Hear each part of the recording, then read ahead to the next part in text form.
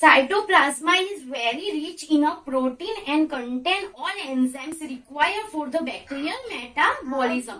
अब साइटोप्लाज्मा क्या करता है, एक तो सिंथेसिस है प्रोटीन का, ये तो दिख ही रहा है, रिबोसोम्स क्या करते हैं प्रोटीन को सिंथेसिस करती है, और साइटोप्लाज्मा यानी रिबोसोम्स एक ही सेल के अंदर 25,000 मतलब 25,000, तो वो क्या करती है rich of protein and contain all enzymes, जितने भी एंजाइम्स है उसको क्या करती है कंटेन करती है, क्या करती है सॉरी कंसिस्ट करती है और require for the bacterial metabolism, यानी बैक्टीरियल मेटाबॉलिज्म में ये हेल्प करता है। कौन? साइटोप्लाज्म। मेटाबॉलिज्म मतलब चयापचय, शक्ति जो होती है ना हम लोग को काम करने के लिए एनर्जी मिलती है वो, तो वो किसकी मदद से? साइटोप्लाज्मा की मदद से वो क्या होती है इंक्रीज होती है, क्या होती है वो इंक्रीज होती है।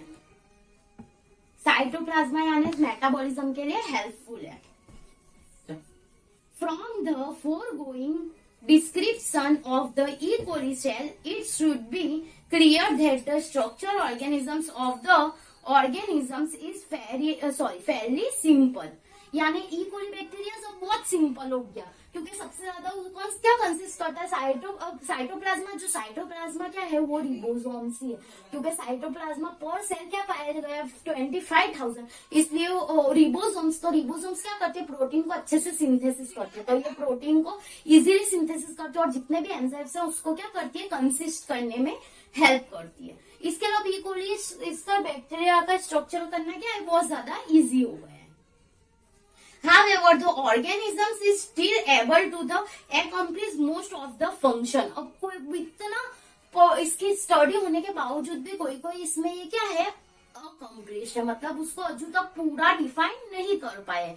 कोई ऑर्गेनिजम्स में इसको थोड़ा डिफिकल्ट है समझाना, जितना वो यूकारियोटिक से इजी है वो ये थोड़ा सा टफ है समझाना। However, the organism is still able to accomplish most of the function of the occur more complicated cells such as the that of the liver। ये थोड़ा बहुत ज्यादा कॉम्प्लेक्स है। इसके अंदर स्टडी करने के लिए हमें बहुत ज्यादा कॉम्प्लेक्स मतलब बहुत ज्यादा टफ है।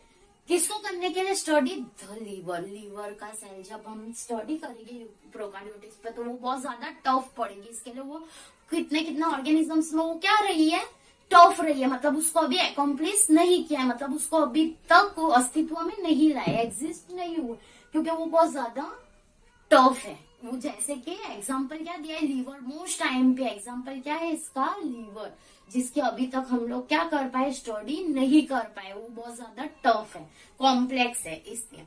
अब फिल इन द ब्लैंक्स हम लोग देखते हैं।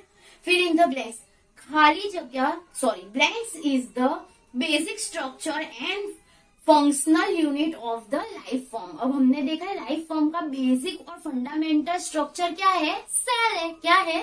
सेल। तो पहले में क्या आएगा? द सेल आएगा। क्या आएगा? The cell. अब बी वाली देखते हैं।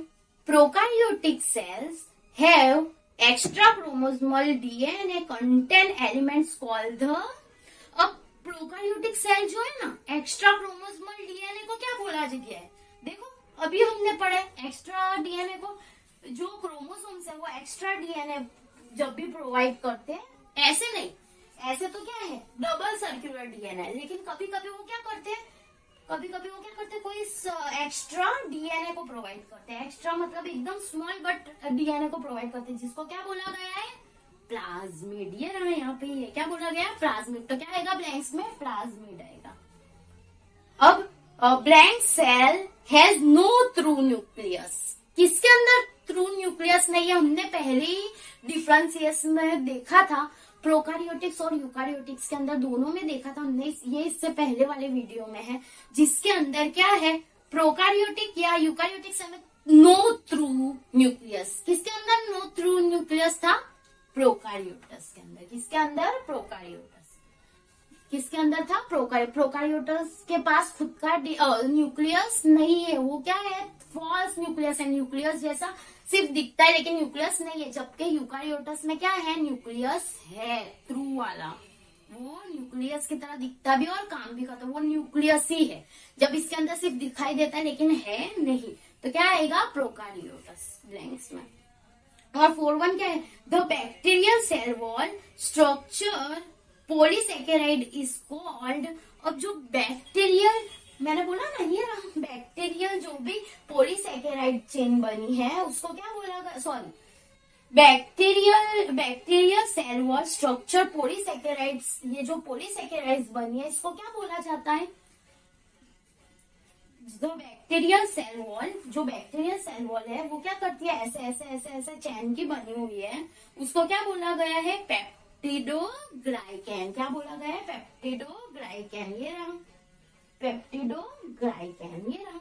ये थोड़ा ट्विस्टिंग किया है इन्होंने ऐसा नहीं बोला कि क्या बनता है, उन्होंने क्या बोला, जो भी सेल वॉल के अंदर पॉलीसेकेराइड चेन जो बनी है उसको क्या बोला गया है? तो ये पॉलीसेकेराइड चेन किसकी बनी है?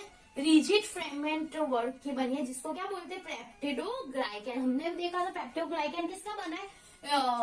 पॉलीसेकेराइड चेन का। लेकिन इसके अंदर इन्होंने ट्विस्टिंग करके ऐसा पूछा, पॉलीसेकेराइड चेन किसकी बनी? तो क्या आएगा? पेप्टिडोग्लाइकैन। क्या आएगा? पेप्टिडोग्लाइकैन। यहाँ हमने 1.4 हमारा फिनिश हुआ। अब हम देखेंगे 1.5 द यूकारियोटिक सेल। अब हम आगे जाएंगे यूकारियोटिक सेल पे, वो डिटेल में पढ़ेंगे। यहाँ पे सबसे मोस्ट टाइम पे क्या है? साइटोप्लाज्मा क्या है? Rich protein of, sorry, rich source of protein, क्योंकि एक ही सेल के अंदर 25,000 है तो वो अच्छे से प्रोटीन को क्या करेगा? सिंथेसाइज करेगा, क्योंकि जितना भी साइटोप्लाज्मा है वो क्या है? रिबोसोम्स। और ribosomes good source of protein synthesis, वो हम आगे पढ़ चुके हैं, आगे हम लोग देख चुके हैं। अब ये वाला फिनिश हुआ, तो अब इसके अंदर क्या दिया है? ऑल्सो एग्जाम्पल क्या है? वो बैक्टीरियल मेटाबॉलिज्म को क्या करता है? इंक्रीज करता है, यानी वो चयापचय एनर्जी को प्रोवाइड करता है, क्योंकि वो क्या है? प्रोटीन सिंथेसिस करेगा तो एनर्जी भी अच्छे से प्रोवाइड होगी, इसलिए वो क्या करेगा? अच्छे से मेटाबॉलिज्म कर पाएगा। साइटोप्लाज्मा, यानी साइटोप्लाज्मा दो तरह के काम करेगा, एक तो प्रोटीन को रिबोसोम से यानी प्रोटीन को सिंथेसाइज भी करेगा और मेटाबॉलिज्म को क्या करेगा? बढ़ाएगा। और दूसरा हमने देखा सेल वॉल किसकी बनी हुई है? सेल वॉल मोस्ट टाइम पे सेल वॉल बनी हुई है 2 टाइप्स की, किसकी? फॉस्फोलिपिड और प्रोटीन की। तो सेल वॉल जो ई कोली बैक्टीरिया के अंदर सेल वॉल है वो किसकी बनी हुई है? फॉस्फोलिपिड और प्रोटीन की, जिसके अंदर 45% ओनली लिपिड है और 55% प्रोटीन है।